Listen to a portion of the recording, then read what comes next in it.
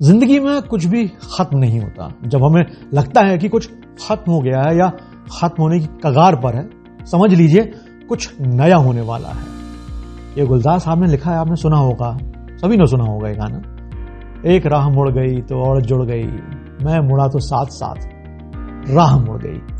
कमाल का गाना है, परिचय का। फिल्म ना देखी हो तो एक बार देखिएगा, गजब की फिल्म है, गजब के गाने हैं। पूरा का पूरा दर्शन जो गुलजार साहब ने गढ़ा है, उकेरा है, कमाल का है। नमस्कार दोस्तों, मैं अतुल हूं। कुछ महीनों पहले अतुल की कहानियों के पहले सीजन ने विराम लिया था, थोड़ा सा विराम लिया और अब फिर अतुल की कहानियां 2.0 लेकर आपके सामने फिर मौजूद हूं। आज आपको सुना रहा हूं सीता चार्जर की लव स्टोरी। यह कहानी मेरे एक अभिन्न मित्र तरुण मिश्रा ने लिखी है। तरुण पेशे से जर्नलिस्ट हैं, एक रेप्यूटेड ब्रांड में सीनियर कॉरेस्पोंडेंट है। रिपोर्टिंग के दौरान ही उन्हें इस कहानी के बारे में पता चला और उन्होंने फेसबुक वॉल पर इसे शेयर कर दिया। कहानी मैंने देखी और देखते ही मैंने तय कर लिया कि इसे ही अतुल की कहानियां 2.0 की शुरुआत करूंगा। यूं तो पूरा मध्य प्रदेश बाघों के लिए प्रसिद्ध है, मशहूर है। 2022 में ही मध्य प्रदेश को दूसरी बार टाइगर का दर्जा मिल चुका है। 2022 की गणना में यहां 785 टाइगर्स पाए गए थे। मध्य प्रदेश तीसरी बार टाइगर स्टेट बना है अब तक। सबसे पहले 2006 में टाइगर स्टेट बना था। 2018 और 2022 में लगातार 2 बार मध्य प्रदेश टाइगर स्टेट चुना गया। और आज की जो कहानी है वो बांधवगढ़ टाइगर रिजर्व की है। यहां एक बाघ था, नाम था चार्जर। एक बाघिन थी, उसका नाम था सीता। बाघ अपनी जिंदगी जीना पसंद करते हैं, अपनी तरह से, बेतकल्लुफी से, बेलौसी से। वो किसी के ना तो कब्जे में होते हैं और ना ही किसी के शरण में आना चाहते हैं। वो अपनी जिंदगी पसंद करते हैं। लेकिन चार्जर कुछ समय ही, वो आप यूं कह लीजिए कि कुछ समय ही बाघिन के साथ रहते हैं, लेकिन चार्जर के साथ कुछ गजब सा हुआ। जब सीता ने शावकों को जन्म दिया तब चार्जर अपने स्वभाव के, मूल स्वभाव के विपरीत अपने कुनबे के साथ रहने लगा। चार्जर ने सीता के शावकों के लिए शिकार भी किया। जब चार्जर बूढ़ा होने लगा और उसकी आंखें कमजोर हो गईं, तब सीता उसे अपने शरीर से छूकर रास्ता दिखाती थी। सीता शिकार करती थी और शिकार को खींचकर चार्जर को परोसती थी। 1998 में चार्जर करीब 16 साल का हो चुका था और उसके दांत टूट गए थे।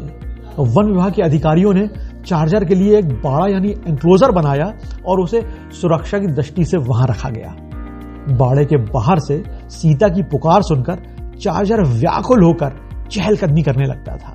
सीता की जुदाई उसे बिल्कुल बर्दाश्त नहीं होती थी और कुछ दिन बाद उसने सन 2000 में चार्जर ने दम तोड़ दिया। सीता भी कुछ समय बाद इंसानों के हत्थे चढ़ गई और मार दी गई। बांधवगढ़ नेशनल पार्क के अधिकारियों का कहना है कि यहां आने वाले पर्यटकों ने सबसे ज्यादा बार सीता के फोटो खींचे और सीता के नाम फोटो खिंचवाने का रिकॉर्ड बन गया। आज भी बाघ प्रेमी चार्जर को भुला नहीं पाए हैं। चार्जर को टूरिस्टों की गाड़ियों के पास जाकर मूवमेंट करने में बड़ा लुत्फ आता था। चार्जर को उनकी इस सब हरकतों की वजह से 1990 के दौर में खासी शोहरत मिली। उसके शव को जहां दफनाया गया, उस जगह को चार्जर पॉइंट के नाम से जाना जाता है। सीता और चार्जर ना होते तो शायद बांधवगढ़ टाइगर रिजर्व में आज बाघों का कुनबा 124 भी नहीं होता। यहां के एक अफसर का कहना है कि 1990 के आसपास बांधवगढ़ के जंगल में सिर्फ यही दोनों बाघ बाघिन रह गए थे। इन दोनों ने ही साथ रहकर बाघों का कुनबा बढ़ाया। सीता 5 बार मां बनी और उसने करीब 23 शावकों को जन्म दिया। आज बांधवगढ़ में जितने भी बाघ और बाघिन हैं, उनमें से ज्यादातर सीता और चार्जर के ही वंश के हैं। बस यही थी आज की कहानी। दोस्तों, ईश्वर की बनाई इस प्रकृति में हर चीज में एक रिश्ता है। क्या इंसान, क्या पेड़ पौधे, क्या जानवर। कोई बोलकर संबंध बनाता है तो कोई अबोला। प्रगाढ़ भावनाएं सबके पास होती हैं और भावनाओं के प्रस्फुटन, उनके निभाने में किसी शब्द, किसी ध्वनि की जरूरत ही नहीं होती। अगले महीने फिर एक कहानी लेकर आऊंगा। तब तक स्वस्थ रहिए, खुश रहिए, अपनों के साथ रहिए और सुनते रहिए मुझे यानी अतुल को।